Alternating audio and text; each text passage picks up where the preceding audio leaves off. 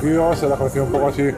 por encima de esa faceta, pero bueno, también tengo aquí amigos, me han enseñado un poco, pero sí, ahora pues con el gusto turístico nos ayuda a conocer un poquito más profundo las zonas bonitas y especiales de Zaragoza y bueno, como todo, cuando hay un tiempo libre intentamos descubrir un poco más.